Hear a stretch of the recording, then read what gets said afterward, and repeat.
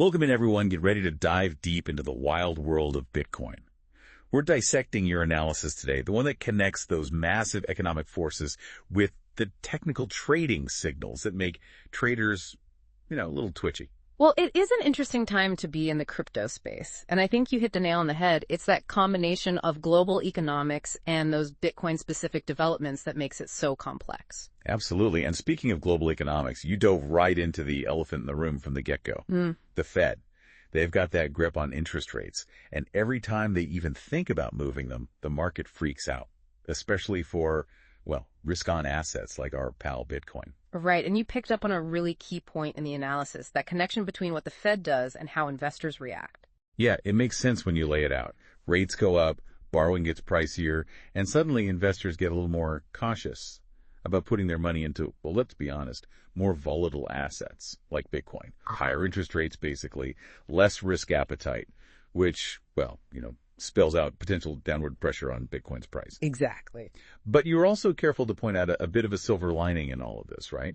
That whole inflation situation, it seems like it might be easing up a bit.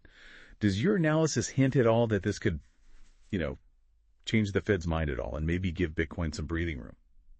It's definitely a factor to keep a close eye on, no doubt. Your analysis highlights the possibility that if inflation keeps cooling down, the Fed might just, ease up on those aggressive rate hikes. And that could create a much friendlier environment for riskier assets, like, you guessed it, Bitcoin. Okay, so there might be some hope there. Yeah, and this is important, the Fed, they're really committed to getting inflation under control. So even if inflation eases a bit, their decisions, they might still lean towards caution, which, could limit the upside for Bitcoin. So there are no guarantees then? Not at all. And actually, your analysis doesn't try to predict the Fed, which is smart. It really just emphasizes how important it is to pay attention to what they're saying, what they're doing in the next few months. That's going to be key to figuring out how it all might affect Bitcoin and, for anyone out there making investment decisions. So watch the Fed. Got it. Okay. So we've looked at those global forces, the stuff that kind of looms over Bitcoin, but let's get a little closer, see what's happening within, I guess, the Bitcoin world itself. And your analysis, it picks out a few big developments, things that are, I guess, making Bitcoin more, accessible, more usable, maybe even more valuable, right? Yeah, you got it. First up, we've got this whole, potential arrival of a Bitcoin ETF in the U.S.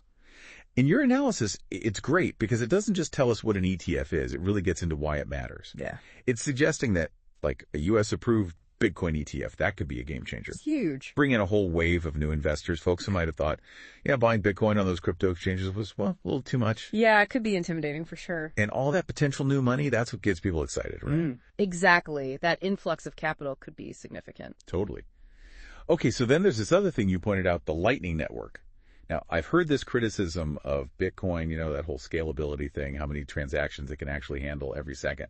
But your analysis suggests the Lightning Network, this could be the solution, right? It could be a big part of it, for sure. Instead of every single transaction having to go through that main Bitcoin blockchain, the Lightning Network, it's like this, high-speed bypass. It takes care of those smaller everyday transactions, off-chain, and suddenly, boom, they're faster and cheaper. Yeah, exactly. It's about making Bitcoin more practical. Which is huge if we're really talking about Bitcoin becoming an actual currency, right? Something we use every day. Absolutely. That's the goal. And your analysis is smart because it doesn't just explain what it is. It connects it to that bigger picture, that whole adoption thing. By tackling this scalability problem, the Lightning Network, it's clearing the path for Bitcoin to be used more widely in our everyday lives. Right. It's about breaking down barriers to entry. Okay. And then there's the big one, the one everyone's talking about, Bitcoin halving in 2024. Now, you broke down how it works really well, how the reward those miners get for, validating transactions, it gets cut in half. So less new Bitcoin gets created. But the interesting part, the part where your analysis really shines, is how this could affect the price. Right. It's about the supply and demand dynamics. Because historically, these halvings, they often lead to, good times for Bitcoin, prices tend to go up. That's the historical pattern. And it's that classic thing, right? Supply and demand. You make something scarcer, but the demand, it doesn't go away. Maybe it even goes up. Well, the price, it's probably going to climb.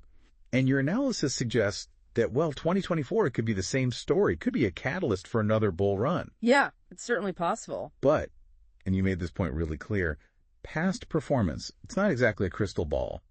Definitely not. And there are other factors at play. So we can't just assume history is going to repeat itself. Exactly. We have to stay vigilant. All right. So we've covered the big picture economics. We've dug into what's happening within Bitcoin itself. But now let's get, a little more technical look at some of those trading signals from your analysis. See if we can figure out where Bitcoin might be headed, in the short term. Sounds good. And you included some really great technical analysis. And one thing that jumped out at me, looking at those charts, it seems like Bitcoin's kind of stuck, right? Like it's bouncing between those support and resistance levels. Yeah, it's in a bit of a range right now, trying to find its next move. And you pinpointed those levels really precisely.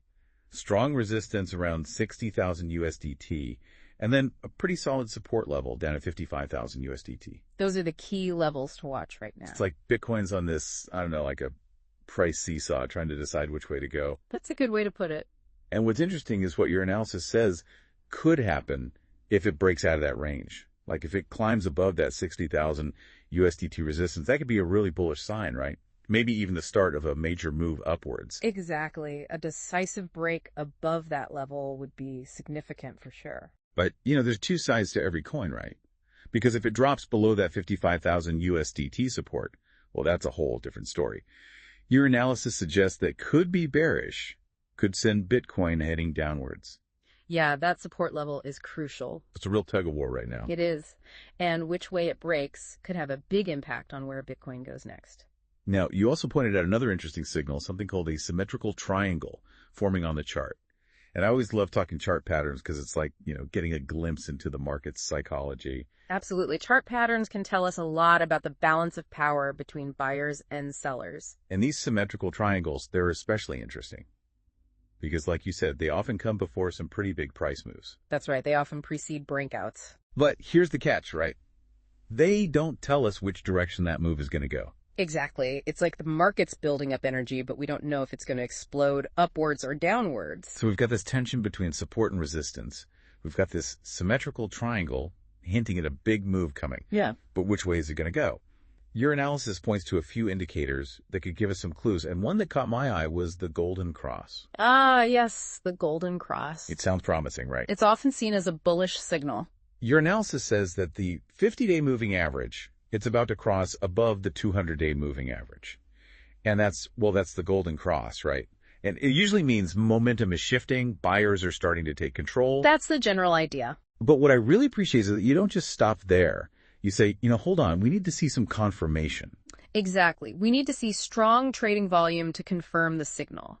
We need to see a convincing move above that 200-day moving average, and we need to see buyers really stepping in with volume. That's when we know it's the real deal. That's right. Volume is key to confirming the strength of the move. Now, in addition to those price indicators, you also, and I think this is smart, you emphasize how important market sentiment is. Because at the end of the day, Bitcoin, it's driven by people's emotions, just like any market. Absolutely. Fear and greed play a big role in market movements. And your analysis points out that right now, sentiment is kind of, neutral. Yeah, it seems like the market is still undecided about the next move. Which is interesting, right? Because it kind of reflects that uncertainty we talked about earlier.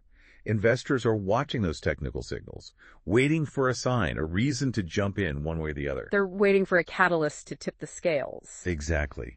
And you mentioned that your analysis used something called the Fear and Greed Index. Can you explain a little bit about what that measures and how it helps us understand what's going on in the minds of Bitcoin investors? Sure. The Fear and Greed Index is basically a way to gauge market sentiment by analyzing various factors like volatility, market momentum, social media trends, and even surveys. It gives you a reading on a scale, usually from 0 to 100, where 0 is extreme fear and 100 is extreme greed. A reading closer to 0 suggests that investors are fearful, which can sometimes present buying opportunities.